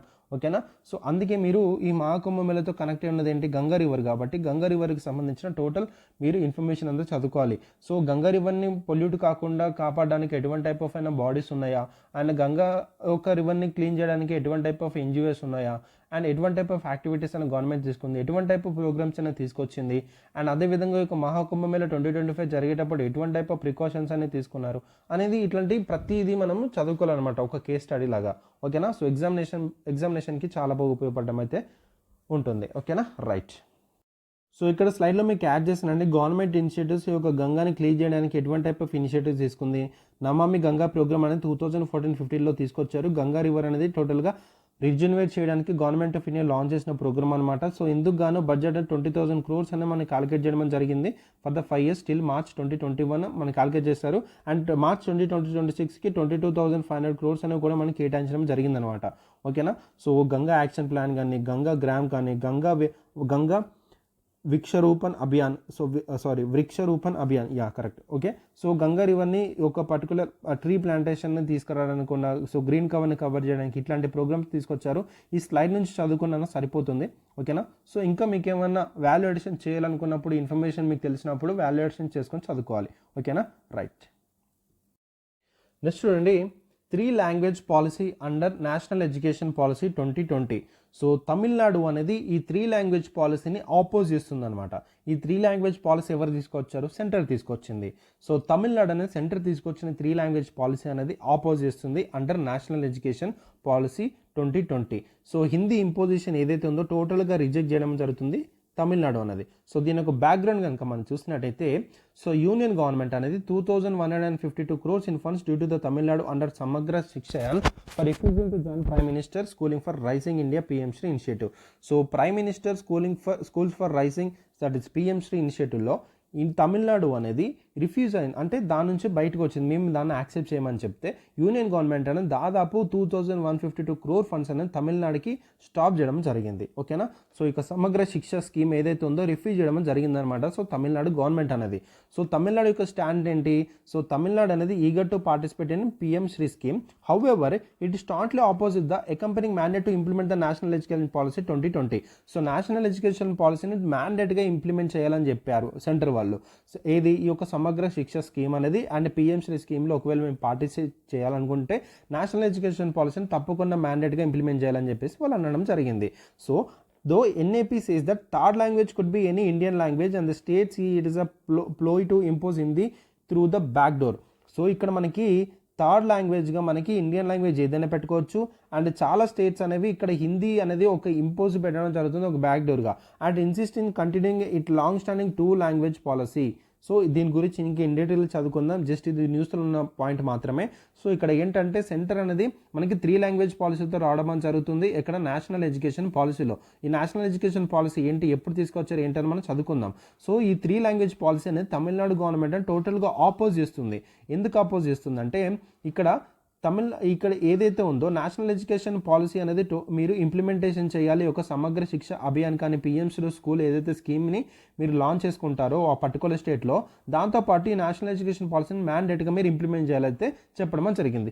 ఎందుకు తమిళనాడు ఆపోజ్ చేస్తుంది ఈ యొక్క నేషనల్ ఎడ్యుకేషన్ పాలసీ అనేది ఇప్పుడు డీటెయిల్గా చదువుతాం, జాగ్రత్తగా వినండి.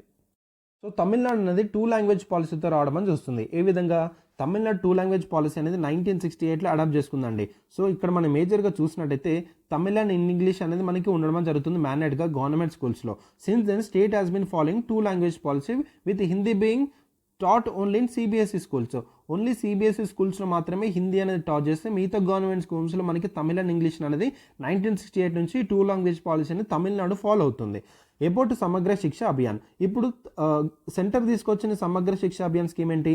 ఇది సెంట్రల్లీ స్పాన్సర్డ్ స్కీమ్. ఇది 2018లో లాంచ్ చేశారు. ఇది స్కూల్ ఎడ్యుకేషన్ని హోలిస్టిక్గా ప్రొవైడ్ చేయడానికి from pre school to class 12th వరకు చేయడం జరుగుతుంది సమగ్ర శిక్ష స్కీమ్లో. దీంట్లో ఫండింగ్ ప్యాటర్న్ నార్త్ ఈస్టర్న్ స్టేట్స్లో ఏ విధంగా, అదర్ స్టేట్స్లో 60:40 రేషియోలో అండ్ సెంట్రల్ ఫండింగ్ ఏదైతే యూనియన్ టెరిటరీస్ వితౌట్ లెజిస్లేషన్ మనకి 100% ఇవ్వడం జరుగుతుంది. ఇప్పుడు అబౌట్ పిఎం శ్రీ స్కీమ్ ఏ విధంగా అంటే, సో ఇది Pradhan Mantri schools for rising India the central sponsored scheme. దీని యొక్క ఆబ్జెక్టివ్ ఏంటంటే డెవలప్మెంట్ ఆఫ్ 14,500 ప్లస్ స్కూల్స్ని సెలెక్ట్ చేసేసి అక్కడ స్ట్రెంథనింగ్ చేస్తారు. అండ్ అదేవిధంగా సెంట్రల్ గవర్నమెంట్ టోటల్గా మేనేజ్ చేస్తుంది. ఓకేనా? మరి ఎందుకు సార్ స్కీమ్ అనేది ఇంత మంచిగా ఉన్నాక కూడా తమిళనాడు ఎందుకని ఆపోజ్ చేస్తుంది అంటే, తమిళనాడు ఒకవేళ ఈ స్కీమ్స్ని ఇంప్లిమెంట్ చేయాలని నేషనల్ ఎడ్యుకేషన్ పాలసీ ఏదైతే ఉందో తప్పకుండా మ్యాండేటరీగా ఇంప్లిమెంట్ చేయాలని చెప్తుంది. ఈ నేషనల్ ఎడ్యుకేషన్ పాలసీని తమిళనాడు అనేది టోటల్గా ఆపోజ్ చేస్తుంది. ఓకేనా? సో ఇప్పుడు తమిళనాడుకు 2 లాంగ్వేజ్ పాలసీ చూసాం కదా. ఇప్పుడు సెంటర్ తీసుకొచ్చిన 3 లాంగ్వేజ్ పాలసీ ఏంటనేది ఇప్పుడు చూద్దాం. నెక్స్ట్ చూసినట్టయితే 3 language policy. The 3 language formula అనేది is an education framework that was first introduce in the national education policy of 1968. 1968లో నేషనల్ ఎడ్యుకేషన్ పాలసీ తీసుకొచ్చారు. అందులోనే ఈ యొక్క ఎడ్యుకేషన్ ఫ్రేమ్వర్క్లో ఈ 3 లాంగ్వేజ్ ఫార్ములా అనేది ఇంట్రడ్యూస్ చేయడం అయితే జరిగిందనమాట. సో ఇందులో ఏంటంటే it mandated the teaching of Hindi in non Hindi speaking states along side English and regional language. దీని యొక్క ఉద్దేశం ఏంటి? ఏదైతే నాన్ హిందీ స్పీకింగ్ స్టేట్స్లో ఉంటాయో ఇంగ్లీష్తో పాటు హిందీ అనేది కూడా రీజనల్ లాంగ్వేజ్తో alongside English and regional language అంటే అక్కడ ఇంగ్లీష్ అండ్ రీజనల్. ఇప్పుడు ఫర్ ఎగ్జాంపుల్ మనకి తెలుగు, సో తెలుగు అండ్ అదేవిధంగా ఇంగ్లీష్, దాంతోపాటు హిందీ అనేది కూడా మనం టీచింగ్ చేయాలి మ్యాండేట్గా పెట్టడం జరిగింది ఈ యొక్క నేషనల్ ఎడ్యుకేషన్ పాలసీ 1968లో. ఇది మనకి 3 లాంగ్వేజ్ పాలసీ అనమాట. సో ఈ 3 లాంగ్వేజ్ ఫార్ములా అనేది మనకి ఏ కమిషన్ ఇచ్చింది? కొత్తారి కమిషన్ 1964-66. చాలా చాలా ఇంపార్టెంట్ పాయింట్ గుర్తుపెట్టుకోండి. So the Kothari commission was related to మనకు అడుగుతాడు అనమాట. It was related to the national education policy. It was given by the Kothari commission. వీళ్ళు ఏమి ఇచ్చారు? 3 లాంగ్వేజ్ పాలసీ అయితే ఇవ్వడం జరిగింది. వాళ్ళు ఇచ్చిన లాంగ్వేజ్ పాలసీ చూసినట్టయితే ఫస్ట్ లాంగ్వేజ్ మనకి మదర్ టంగ్గా ఉంటుంది. And second language Hindi speaking స్టేట్స్లో అయితే మోడర్న్ ఇండియా లాంగ్వేజెస్లో మనకి other modern Indian languages or English ఉంటాయి. ఈ నాన్ హిందీ స్పీకింగ్ స్టేట్స్లో మనకి హిందీ కానీ ఇంగ్లీష్ ఉంటుంది. అది సెకండ్ లాంగ్వేజ్గా. థర్డ్ లాంగ్వేజ్ అయితే హిందీ స్పీకింగ్ స్టేట్స్లో అయితే ఇంగ్లీష్ కానీ ఆర్ అదర్ మోడర్న్ ఇండియన్ లాంగ్వేజ్గా ఉంటే, ఇన్ నాన్ హిందీ స్పీకింగ్ స్టేట్స్లో ఇంగ్లీష్ కానీ ఆర్ మోడర్న్ ఇండియా లాంగ్వేజ్ ఉండడం జరుగుతుంది. సో ఈ విధంగా వాళ్ళు 3 లాంగ్వేజ్ పాలసీతో తీసుకురావడం జరిగింది. అటు Hindi speaking states and non Hindi speaking స్టేట్స్ని వాళ్ళు ఇలా క్లాసిఫై చేసి చెప్పారనమాట. సో హిందీ స్పీకింగ్ స్టేట్స్లో అయితే ఇలా అండ్ నాన్ హిందీ స్పీకింగ్ స్టేట్స్లో అయితే ఇలానే వాళ్ళు క్లాసిఫై చేసి 3 లాంగ్వేజ్ పాలసీతో ముందుకు రావడం జరిగింది. మన నేషనల్ ఎడ్యుకేషన్ పాలసీ 2020 ఏ విధంగా రివైజ్ చేశారు సార్ చూస్తున్నట్టయితే, so national education policy 2020 returns the 3 language formula but with flexibility. కానీ ఫ్లెక్సిబిలిటీ అనేది తీసుకురావడం జరిగింది. ఈ పర్టికులర్ 3 లాంగ్వేజ్ పాలసీ ఏదైతుందో మ్యాండేట్గా చేయాలని చెప్తే నేషనల్ ఎడ్యుకేషన్ పాలసీ 2020 తీసుకొచ్చారు కదా, మ్యాండేట్గా కాకుండా ఫ్లెక్సిబుల్గా చేశారు అనమాట. సో ఏ విధంగా చూద్దాం రండి. So states, regions, students can choose languages provided at least 2 are narrative to the India. So ఇక్కడ మనం మేజర్గా చూసినట్టయితే స్టేట్స్ కానీ రీజియన్స్ కానీ స్టూడెంట్స్ కానీ లాంగ్వేజ్ అనేది చూస్ చేసుకోవచ్చు. ఏ విధంగా అంటే provide at least 2 are narrative to India. So no languages is imposed on any state. So ఏ విధంగా అంటే లాంగ్వేజ్ మనకి స్టేట్స్లో ఏ విధమైన ఇంపోజ్ అనేది లేదు, లాంగ్వేజ్ ఇంపోజ్ చేయడానికి. ఇక్కడ స్టేట్స్ కానీ, రీజన్స్ కానీ, స్టూడెంట్స్ కానీ వాళ్ళు చూస్ చేసుకోవచ్చు అని చెప్పడం జరుగుతుంది. అంటే ఈ ఫ్లెక్సిబిలిటీ అనేది ప్రొవైడ్ చేయడం జరిగింది నేషనల్ ఎడ్యుకేషన్ పాలసీలో 2020లో.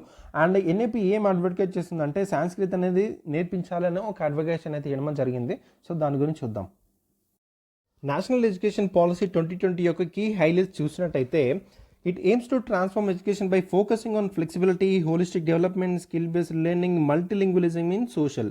సో ఇలాంటి వాటిని ఫోకస్ చేసి ఈ ఒక నేషనల్ ఎడ్యుకేషన్ పాలసీ 2020 అయితే తీసుకొచ్చారు. ఇందులో ఈ స్కూల్ స్ట్రక్చర్ అనేది చాలా ఇంపార్టెంట్ అండి. సో ఇది మనకి ఎగ్జామ్లో అడుగుతాడు.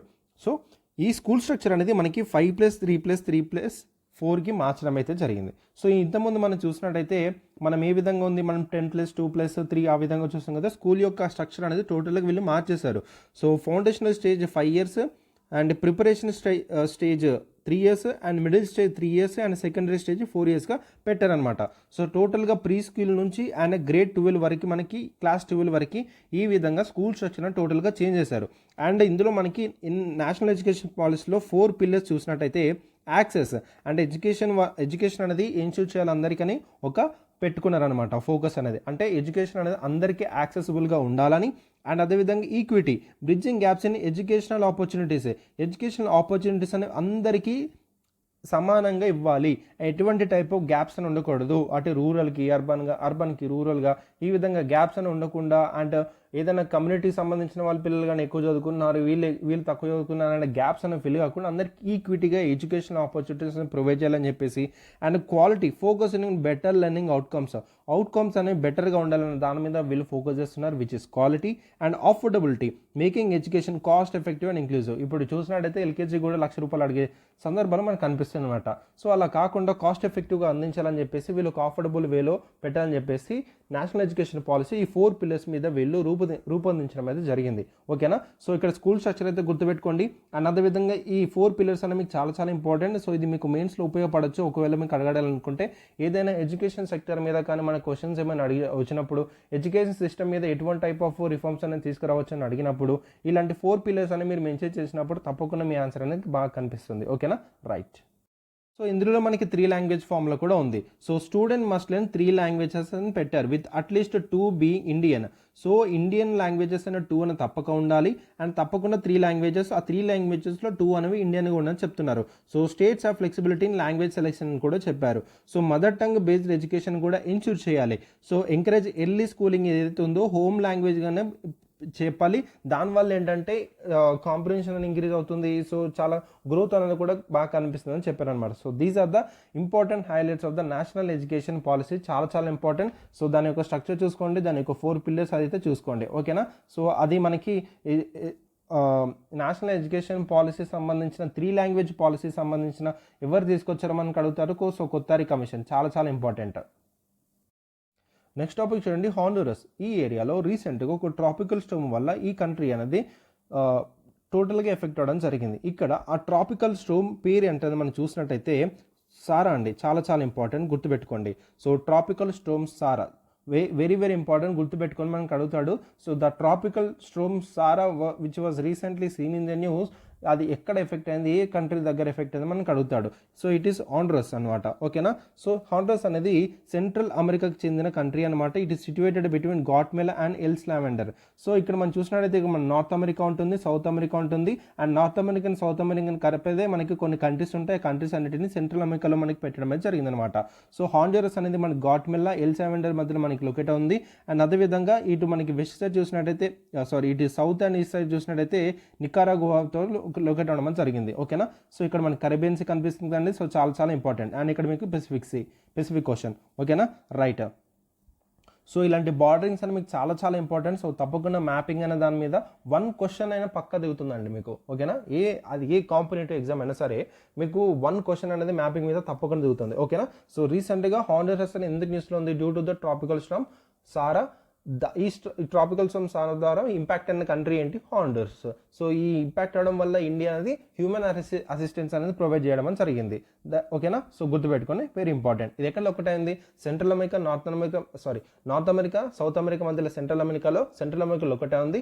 ఇక్కడ ఒక గ్రూప్ ఆఫ్ కంట్రీస్ ఉన్నాయి. అండ్ హాండూర్స్ అనేది ఏ కంట్రీతో మనకి బార్డర్గా ఉంది? And Guatemala and El Salvador and Nicaragua and అదేవిధంగా కరేబియన్ సీ తోటి, పెసిఫిక్ ఓషన్ తోటి కూడా బార్డర్ ఉందన్నమాట. ఓకేనా? సో ఇలా మ్యాపింగ్ అనేది చాలా చాలా ఇంపార్టెంట్ మీకు. అండ్ ఇక్కడ చూసినట్టయితే it is the second largest country in the central America. Central అమెరికాలో మనకి second largest country, first one Nicaragua. ఓకేనా? అఫీషియల్ లాంగ్వేజ్ స్పానిష్ మాట్లాడతారు. మేజర్ రివర్స్ పట్టువా, ఉల్యువా ఉంది. అండ్ మేజర్ మౌంటైన్ రేంజెస్, అక్కడ వాల్కనిక్ హైలాండ్స్, సెంట్రల్ అమెరికన్ కోఆర్డినర్ కూడా అక్కడ ఒకటం జరిగింది. దానికి జియోగ్రఫికల్ సంబంధించిన ఫీచర్స్ చెప్పడం జరుగుతుంది ఇక్కడ. ఓకేనా? రైట్. సో ఈ బార్డర్స్ మీకు అర్థమైందని అనుకుంటున్నాను. రైట్. నెక్స్ట్ టాపిక్ చూడండి, tribal cooperative marketing development federation of India limited. So ఇది రీసెంట్గా న్యూస్లో ఉంది. సో దీని గురించి కొన్ని ఇంపార్టెంట్ ఫ్యాక్ట్స్ తెలుసుకుందాం. సో ఇక్కడ మీరు గమనించాల్సిన విషయం ఏంటంటే, ఏదైనా ఒక పర్టికులర్ న్యూస్ వచ్చినప్పుడు మీన్స్ దట్ టాపిక్ షుడ్ ఏదైనా దేనికి రిలేట్ అవుతుంది. మెయిన్గా ఇక్కడ మనకి ట్రైబ్స్ గురించి మాట్లాడుతున్నారు అనమాట. ఓకేనా? సో ట్రైబ్స్ అనే దాని గురించి మనకి ఏదైనా న్యూస్లో వచ్చినప్పుడు తప్పకుండా ఆ విషయం గురించి మనం చదువుకోవాలి. ఓకేనా? అది ఇన్స్టిట్యూషన్ అయినా కావచ్చు, ఆర్గనైజేషన్ కావచ్చు, లేకపోతే ఏదైనా ఆర్టికల్ కావచ్చు, లేకపోతే ఏదన్నా పర్టికులర్ స్టేట్లో ఈ పర్టికులర్ ట్రైబ్ అనే వాళ్ళు ఉన్నారు, వాళ్ళకి ఇలాంటి టైప్ ఆఫ్ గ్రాంట్స్ అనేవి ఇచ్చారు అనే దాని గురించి అయినా కానీ, సో ఏ విషయమైనా సరే ట్రైబ్స్ గురించి తప్పకుండా చదువుకోవాలి. ఎందుకంటే they are the real like చూసుకున్నట్టే దే ఆర్ ద ప్రిమిటివ్ చెందిన పీపుల్ అనమాట. వాళ్ళు ఏంటంటే దే ఆర్ టోటల్ మనకి అటు రూరల్కి సంబంధించిన వాళ్ళు కాదు, అండ్ అదేవిధంగా అర్బన్కి సంబంధించిన వాళ్ళు కూడా కాదు. సో దే ఆర్ ద టోటల్గా మనకి ఒక వేరే కమ్యూనిటీ టైప్గా మనం చూడడం జరుగుతుంది. So they are the real who keep the అటు మనకి ఫారెస్ట్ కానీ, ఎన్విరాన్మెంట్ కానీ, so they are the real keepers. ఓకేనా? So they are the real. చెప్పాలంటే మనము అర్బన్లో మనం నివసిస్తూ ఏదో మనం కన్స్ట్రక్షన్ చేస్తున్నాం కానీ, సో దే ఆర్ ద మనకి నేచర్ని కాపాడుతున్న నిజమైన వ్యక్తులు ఎవరైనా ఉంటే ట్రైబల్స్ అనమాట. సో వాళ్ళ యొక్క ఫీచర్స్ కానీ, వాళ్ళ యొక్క రిచువల్స్ కానీ, వాళ్ళ యొక్క రిలీజియస్ ఫీలింగ్స్ కానీ, వాళ్ళ యొక్క బిలీఫ్ కానీ, వాళ్ళ యొక్క ఫెయిత్ కానీ టోటల్గా డిఫరెంట్ ఉన్నాయి అనమాట. అండ్ వాళ్ళ యొక్క రిలీజియస్ ఫెయిత్ అండ్ అదేవిధంగా ఏదైనా కానీ, ఏదైనా స్పిరిచువల్ కానీ, కల్చర్ కానీ, ఎవ్రీథింగ్ వాజ్ ఇంటర్లింక్డ్ విత్ ఇంటి ఫారెస్ట్. ఓకేనా? సో అందుకే వీళ్ళు మేజర్గా చూసినట్టయితే ఫారెస్ట్లో ఎక్కువ నివాసం ఉండడం జరుగుతుంది. సో ట్రైబల్స్ని కాపాడుకున్న బాధ్యత అటు గవర్నమెంట్కి ఉంది, అటు మనకు కూడా ఉంది. కాబట్టి వాళ్ళకి సంబంధించిన స్కీమ్స్ తీసుకోవడం కానీ, వాళ్ళ డెవలప్మెంట్ పర్పస్ కోసం స్కీమ్స్ తీసుకురావడం కానీ, అండ్ అదేవిధంగా వాళ్ళని ఎడ్యుకేషన్ చేసే పరంగా స్కిల్ డెవలప్మెంట్ కానీ, అండ్ అదేవిధంగా ఏదైనా సరే. సో ఇట్లాంటి ప్రోగ్రామ్స్ అని మనకి చాలా చాలా ఇంపార్టెంట్. సో వాళ్ళ మీద మనం ఎక్కువ ఫోకస్ చేయాల్సింది ఉంది. ఓకేనా? సో ఇలా మా tribal cooperative market development federation of India limited అనే వల్ల అసలు ఏంటి, ఎందుకు తీసుకొచ్చారని చూసినట్టయితే, it is an organization under the ministry of tribal welfare. So tribal అఫైర్స్ని చూసుకోవడానికి సపరేట్ మినిస్ట్రీ అయితే ఉంది.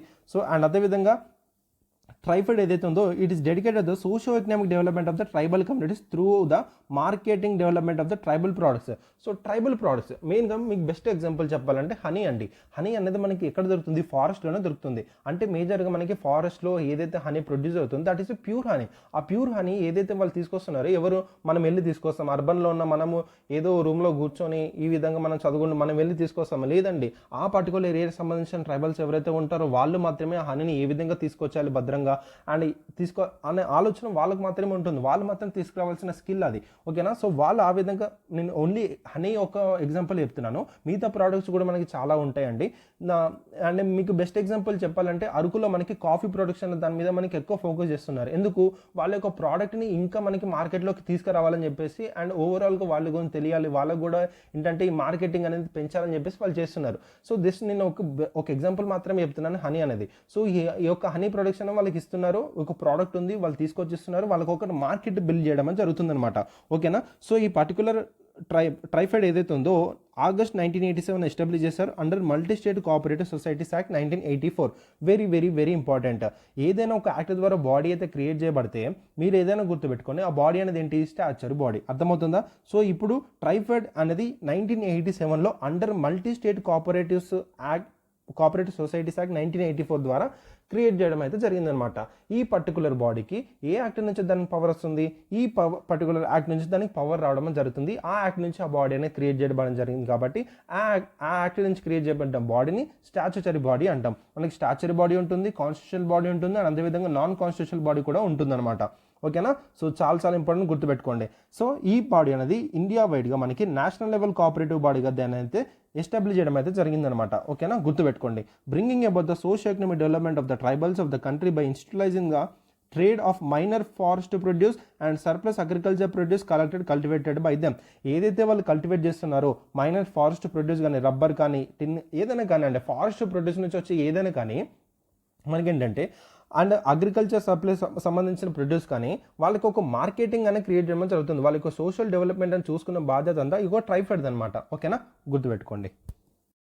వాళ్ళ యొక్క ఆబ్జెక్టివ్స్ ఇచ్చారు. ట్రైఫెడ్ యొక్క ఆబ్జెక్టివ్ చూసినట్టయితే ట్రైబల్ కమ్యూనిటీ యొక్క సోషల్ ఎకనామిక్ వెల్ఫేర్ చూసుకోవడం కానీ అండ్ వాళ్ళకి ఒక ఫెసిలిటీ అండ్ సర్వీస్ ప్రొవైడింగ్ చేయడం జరుగుతుంది for the అప్లిమెంట్ of the production. వాళ్ళ యొక్క ప్రొడక్షన్ ఏదైతే ఉందో అప్లిమెంట్ చేస్తున్నారనమాట. ఓకేనా, సో వాళ్ళకి మార్కెటింగ్స్ అని ఇవ్వడం జరుగుతుంది. అండ్ అదేవిధంగా ఆ పర్టికులర్ మార్కెటింగ్ చేసుకోగలడానికి కూడా వాళ్ళకి స్కిల్ డెవలప్మెంట్ కూడా ప్రొవైడ్ చేస్తున్నారు. సో ప్రొవైడింగ్ ట్రైనింగ్ చేస్తున్నారు, సో స్కిల్స్ అని ఇస్తున్నారు, మోడర్న్ టెక్నాలజీ ఏ విధంగా చేయాలి అండ్ అదేవిధంగా గ్లోబల్ మార్కెట్ని రిక్వైర్మెంట్ అయ్యే విధంగా వాళ్ళకి మోడర్న్ టెక్నాలజీ కూడా వాళ్ళకి ట్రైనింగ్ అనేది ప్రొవైడ్ చేయడం జరుగుతుంది. చాలా చాలా ఇంపార్టెంట్ పాయింట్ అది. To increase the promotion of the tribal art and crafts for the stable livelihood. వాళ్ళ యొక్క ఆర్ట్ అండ్ క్రాఫ్ట్స్ అని కూడా చాలా చాలా ఇంపార్టెంట్. వాళ్ళ దగ్గర మనకి చూసినట్టయితే డాన్స్ ఫామ్స్ ఉంటాయి అండ్ అదేవిధంగా మ్యూజిక్ కూడా ఉంటుంది అండ్ అదేవిధంగా డాన్సెస్ అనేవి ఉంటాయి, ఫెస్టివల్స్ ఉంటాయి. సో ఫెస్టివల్స్ టైంలో వాళ్ళకి సంబంధించిన ఆర్ట్ అండ్ క్రాఫ్ట్స్ వాళ్ళు చేసే విధానం చాలా వెరైటీగా ఉంటుంది అనమాట. వాళ్ళ ఆర్ట్ అండ్ క్రాఫ్ట్స్ అనేటివి.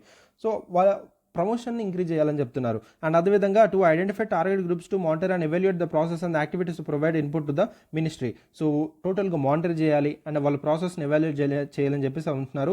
And the approach involves capacity building of the tribal people through the sensitisation, formation of self help groups and imparting training to them for understanding a particular activity, exploring marketing possibilities in national as well as international markets, creating opportunity for marketing tribal products and the sustainable basis in the creating brand. So అర్థమవుతుందా? వాళ్ళకి ఏంటంటే ఇక్కడ వాళ్ళకి market అనేది provide చేసి అటు national లెవెల్లోనూ international లెవెల్లో ఆ పర్టికులర్ ప్రోడక్ట్కి ఒక బ్రాండ్ అనేది క్రియేట్ చేసే విధంగా వర్క్ చేయాలని చెప్పేసి అక్కడైతే ప్రొవైడ్ చేయడం జరిగింది. వాళ్ళకి ఆబ్జెక్టివ్ అనమాట ట్రైఫెడ్ అనేది. ఓకేనా, రైట్, వెరీ వెరీ ఇంపార్టెంట్ ఈ పాయింట్స్ అనేది. మీకు ఈ పాయింట్స్ అని మీకు ఏంటంటే మెయిన్స్కి ఉపయోగపడుతుందండి. ఓకేనా, రైట్. ఇక్కడ ఏంటంటే ఇక్కడ రాసిన ప్రతి పాయింట్ రాసుకోవద్దండి మీరు. నోట్ మేకింగ్ అంటే జస్ట్ ఏంటంటే ఆబ్జెక్టివ్ అని రాసుకుంటారు, జస్ట్ ఇట్లా మ్యాపింగ్ ఇలా వేసుకోండి. So socio economic welfare purpose కోసము అండ్ వాళ్ళ ఒక ప్రొడక్షన్ ఒక అప్లిఫ్ట్మెంట్ పర్పస్ కోసము అండ్ అదేవిధంగా ఆర్ట్ అండ్ క్రాఫ్ట్స్ ఏవైతే ఉన్నాయో వాళ్ళని ప్రమోషన్ చేయాలి అండ్ అదేవిధంగా వాళ్ళ ఒక కెపాసిటీ బిల్డింగ్ అనేది చేసి వాళ్ళకి మార్కెటింగ్ అనేది ప్రొవైడ్ చేసి అటు నేషనల్ లెవెల్లోనూ అండ్ ఇంటర్నేషనల్ లెవెల్లోనూ ఒక బ్రాండ్ అనేది క్రియేట్ చేయాలి. సో ఈ విధంగా మైండ్ మ్యాపింగ్ అనేది మీరు వేసుకోవాలి. సో ప్రతి దగ్గర నోట్ చేసుకోవడం కాదు. సో ఏదైతే మీరు రాస్తున్నారో సో ఏదైతే మీరు రాసుకొని ఇప్పుడు ప్రిపేర్ చేసుకున్నారో నోట్స్ అనేది అది మీకు ఫ్యూచర్లో మీకు ఉపయోగపడాలండి. అర్థమవుతుందా? జస్ట్ ఇప్పుడు నేను రాసుకుంటున్నాను కదా పక్క పడేద్దాం అట్లా కాదు. సో ఎగ్జామినేషన్ ఒక 1 month ముందు కూర్చొని నేను జనవరి మంత్లో ఏమి రాసుకున్నాను అది నాకు ఉంది, నేను చదువుకోవచ్చు అనే మీకు ఉండాలన్నమాట. అర్థమవుతుందా? సో మీరు ఆ విధంగా చేస్తేనే మీరు ప్రిపరేషన్ అనేది కరెక్ట్ ట్రాక్లో ఉంటారు అండ్ ఎగ్జామినేషన్లో మీరు సక్సెస్ అవుతారు. ఓకేనా, right. So Trifed has been doing a retail marketing of tribal products under the brand name tribes India. Very very important. So ఇక బ్రాండ్ నేమ్ అని క్రియేట్ చేసి వాళ్ళకి రీటైల్ మార్కెటింగ్ అయితే ప్రొవైడ్ చేయడం జరుగుతుంది. సో దీంట్లో TRIFED promotes and create sustainable marketing through retail outlets, exhibitions such as Adichitra, octave, international fairs అని ఈ మార్కెటింగ్. సో ఇట్లాంటి ఎగ్జిబిషన్స్లో ట్రైబల్ యొక్క ప్రోడక్ట్స్ని అక్కడ వాళ్ళకి పెట్టి వాళ్ళని ప్రమోట్ చేయడం జరుగుతుంది అనమాట. ఓకేనా, so very very important. So TRIFED has also been interested by the government of India to implement its proposed minimum support price కి for the minor forest produce. చాలా చాలా ఇంపార్టెంట్ పాయింట్. సో ఇక్కడ minimum support price అని మీకు తెలియాలి. Minimum support price అంటే ఏంటి? Short ఫామ్లో ఎంఎస్పి అంటాం. ఇది అగ్రికల్చర్ ప్రొడ్యూస్కి మనకి అగ్రికల్చర్కి సంబంధించిన క్రాప్స్కి అయితే ఇవ్వడం జరుగుతుంది అనమాట. ఓకేనా, సో ఏదైతే పంట వేస్తారో ఫార్మర్ పంట వేసి దానికి ఎంత మనం మినిమం సపోర్ట్ ఇవ్వాలి గవర్నమెంట్ నుంచి అనేది చేసేది minimum support price. Minimum support price అనేది ఎంత ఉండాలనేది డిసైడ్ చేసేది ఒక బాడీ అయితే దాన్ని ఫైనలైజ్ చేసేది ఒక బాడీ అనమాట. ఒక బాడీ రికమెండ్ చేస్తే ఒక బాడీ అనేది ఫైనలైజ్ చేస్తుంది. అది మీకు తెలియాలి. ఓకేనా, ఇది బ్యాక్గ్రౌండ్ వర్క్ మీరు చేయాల్సింది. అండ్ ఎంఎస్పీ అనేది ఎన్ని పంటలకు ఇస్తారు, ఎన్ని క్రాప్స్కి ఇస్తారు అనేది మీకు తెలియాలండి. ఓకేనా, సో ఎన్ని క్రాప్స్కి ఇస్తారని తెలియాలి. ఇది నాకు కామెంట్ సెక్షన్లో తెలపాలి. ఓకేనా, సో ఈ ఎంఎస్పీ అనేది ఈ మైనర్ ఫారెస్ట్ ప్రొడ్యూస్ కూడా ఇంప్లిమెంట్ చేయాలని చెప్పేసి ట్రైఫెడ్ అనే వాళ్ళు ఒక ప్రపోజ్ అయితే పెట్టారనమాట. ఓకేనా, రైట్. ఈ పాయింట్ అయితే జస్ట్ గుర్తుపెట్టుకోవడానికి అయితే ట్రై చేయండి. నెక్స్ట్ టాపిక్ చూడండి, స్వయాత్ ఇనిషియేటివ్. సో రీసెంట్గా మనకి న్యూస్లో ఉందండి. సో ఇది ఎప్పుడు లాంచ్ చేశారు ఏంటని చూసినట్టయితే 19th February 2018 తీసుకొచ్చారు. It was clear objective of invigorating participation of women led enterprise and youth in public procurement.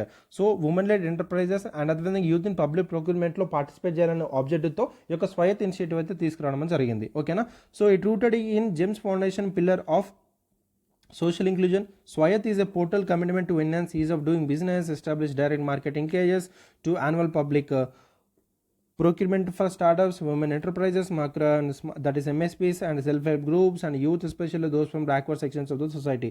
So Swayatt అనేది ఒక పోర్టల్ అనమాట. సో ఇది మనం మెయిన్గా చూసినట్టయితే ఈజ్ ఆఫ్ డూయింగ్ బిజినెస్ కానీ అండ్ మార్కెటింగ్ లింకేజెస్ని ఎస్టాబ్లిష్ చేసుకోవడం కానీ ఈ ఉమెన్ ఎంటర్ప్రైజెస్కి, ఎంఎస్ఎంఎస్కి, సెల్ఫ్ హెల్ప్ గ్రూప్స్కి మనకి మెయిన్గా వర్క్ చేయడం అయితే జరుగుతుందన్నమాట. సో సిన్స్ ఇన్సెప్షన్ చూసినట్టయితే initiatives focused on facilitating training and onboarding of the last mile sell, developing women entrepreneurship and encouraging participation of small scale business in the government procurement. So ఈ విధంగా ఉమెన్ని and అదేవిధంగా చాలా encourage చేస్తుందండి. అంటే ఏంటంటే women entrepreneurship కానీ ఏదైనా product కానీ మార్కెటింగ్ లింకేజెస్ ప్రొవైడ్ చేయడం కానీ, సో ఈ విధంగా యూత్ని ఉమెన్ ఎక్కువగా వీళ్ళైతే ప్రమోట్ చేయడం జరుగుతుంది. వాళ్ళని ఫోకస్గా పెట్టుకొని ఒక ఉమెన్ ఎంటర్ప్రినర్షిప్గా కానీ డెవలప్ చేయడం అయితే జరుగుతుంది ఈ పర్టికులర్ ఇనిషియేటివ్ ద్వారా. So key facts about the government e marketplace. ఇంతకుముందు జమ్మన్న చదువుకున్న ఇది ఒక ఆన్లైన్ మార్కెట్ ప్లాట్ఫామ్ అనమాట. ఇది 2016లో మనకి సెటప్ చేశారు to facility procurement of goods and services by the government ministries, department, public sector undertakings. So government e market ప్లేస్లో మనకి ఏమంటే గవర్నమెంట్ మినిస్ట్రీకి సంబంధించిన డిపార్ట్మెంట్, పబ్లిక్ సెక్టర్ అండర్టేకింగ్స్ ఏవైతే వాళ్ళ యొక్క గూడ్స్ అండ్ సర్వీసెస్ ప్రొక్యూర్మెంట్ని అక్కడ ఒక ఆన్లైన్ ప్లాట్ఫామ్లో మనకి ఫెసిలిటేట్ చేయడం జరుగుతుందన్నమాట. So it has been invested the national procurement portal of India. So national procurement portal of India మనం పెట్టడం జరిగింది. ఇది director general of supply goods and disposal వాళ్ళు మనకి డెవలప్ చేశారు. ఇక్కడ మనకి టెక్నికల్ సపోర్ట్ ఎక్కడ నుంచి తీసుకుని నేషనల్ ఈ గవర్నెన్స్ డివిజన్ నుంచి మనకి టెక్నికల్ సపోర్ట్ అయితే తీసుకోవడం జరిగింది. It is a completely paperless, cashless and system driven e market with that enable procurement of common use goods and services with minimal human interface. అక్కడ human interface ఎటువంటిది ఉండదు. అక్కడ paperless, cashless, system driven, total ఆన్లైన్గా ఉంటుంది అనమాట. ఓకేనా. So అందులో మనం ప్రోడక్ట్ పెట్టవచ్చు, మనం వేరే వాళ్ళు ప్రోడక్ట్ కొనుక్కుంటారు. ఓకేనా, రైట్. నెక్స్ట్ చూడండి పంచ్ మిషన్. సో రీసెంట్గా న్యూస్లో ఉంది. సో పంచ్ మిషన్ గురించి కొన్ని ఇంపార్టెంట్ ఫ్యాక్ట్స్ తెలుసుకుందాం. So NASA is gearing up for ఈ new and first of its kind solar mission called PUNCH mission that will closely observe the solar atmosphere.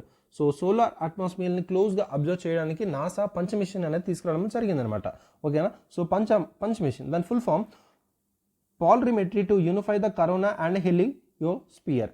పాలిమెట్రీ to unify the corona and heliosphere. The mission will be launched by the SpaceX వాళ్ళు ఈ యొక్క punch మిషన్ని launch చేస్తున్నారు. Punch యొక్క full form ఏంటి?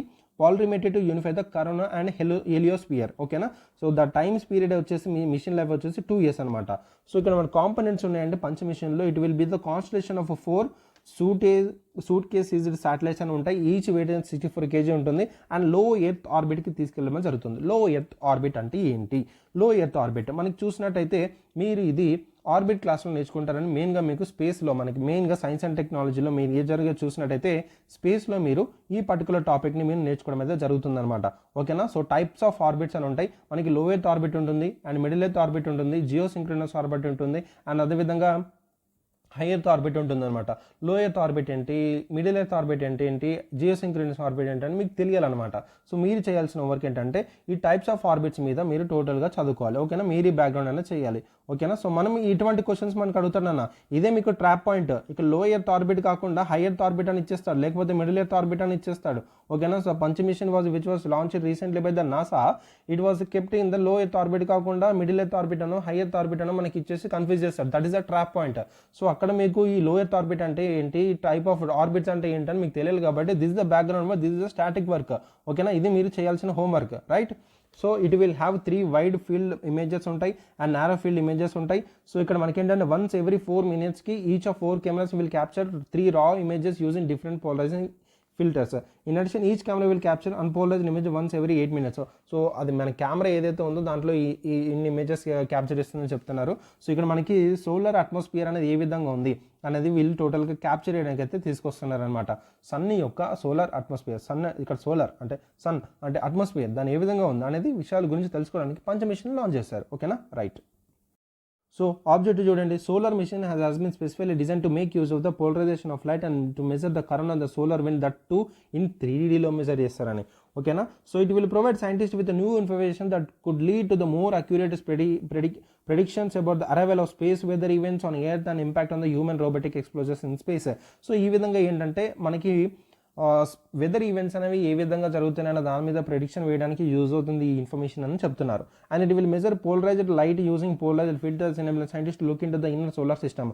So ఇంకా inner solar సిస్టంలో కూడా వాళ్ళు ఏ విధంగా ఉన్న దాని మీద కూడా వీళ్ళు చూడడానికి యూస్ అవుతుందని చెప్తున్నారు. అండ్ పంచ్ అనేది టోటల్గా 4 కెమెరా సెటప్ అనమాట. And virtual instrument generator okay మనకు అంత ఇంపార్టెంట్ ఏం కాదు, జస్ట్ ఏంటంటే ఆ సోలార్ విండ్ని టోటల్గా స్టడీ చేయడానికి పంచ మిషన్ తీసుకొచ్చారు, నాసా తీసుకొచ్చింది, స్పేస్ ఎక్స్ లాంచ్ చేస్తుంది. అండ్ అదేవిధంగా ఇక్కడ పెడుతున్నారు లో ఎర్త్ ఆర్బిట్. ఓకేనా, ఈ పాయింట్ గుర్తుంటే సరిపోతుంది మీకు. So these are the important current affairs for the day అండి. సో నెక్స్ట్ క్లాస్లో కూడా మంచి ఇంపార్టెంట్ టాపిక్స్ వస్తాను, మాట్లాడుకుందాము. సో మీకు చెప్పిన హోంవర్క్ ఏదైతే ఉందో మీరు చేయాలండి. ఓకేనా, సో కొంచెం స్టాటిక్ వర్క్ అనేది మీరు చేయాలండి తప్పకుండా. ఓకేనా, so I'm putting lot of efforts and putting lot of energy and నా హార్ట్ అండ్ సోల్తో చెప్తున్నానని మీకు కంటెంట్ క్లాస్ అనేది. ఇక్కడ ఏంటంటే మీకు ఇన్ఫర్మేషన్ అందించాలి, మీరు అందరూ సక్సెస్ అవ్వాలి, అదే మాకు హ్యాపీనెస్. ఓకేనా, so this is my intention. So అందుకే నేను పర్టికులర్గా సపరేట్గా నేను ఇన్ఫర్మేషన్ గ్యాదర్ చేసి మీకు ఇక్కడ స్లైడ్స్లో పెట్టి ఎక్స్ప్లెయిన్ చేసి మీకు ఇవ్వడం జరుగుతుంది అనమాట. So utilise it. సో తప్పకుండా మీకు యూటిలైజ్ అవుతుంది. నా క్లాస్ వినకుండా కానీ కనీసం పీడిఎఫ్ డౌన్లోడ్ చేసుకున్న టాపిక్ ఏమొచ్చింది, కరెంట్ అఫైర్స్ ఏమొస్తున్నాయి, జస్ట్ ఒక 1 రీడింగ్ అండి, ఒక హాఫ్ అన్ అవర్ అయినా కూర్చొని పీడిఎఫ్ మీద సరిపోతుంది మీకు. ఓకేనా, రైట్. సో నెక్స్ట్ క్లాస్లో కూడా కలుసుకుందామండి. సో మంచి టాపిక్స్ వస్తాను. So until then keep reading and this is Pavan and I'm signing off. Bye.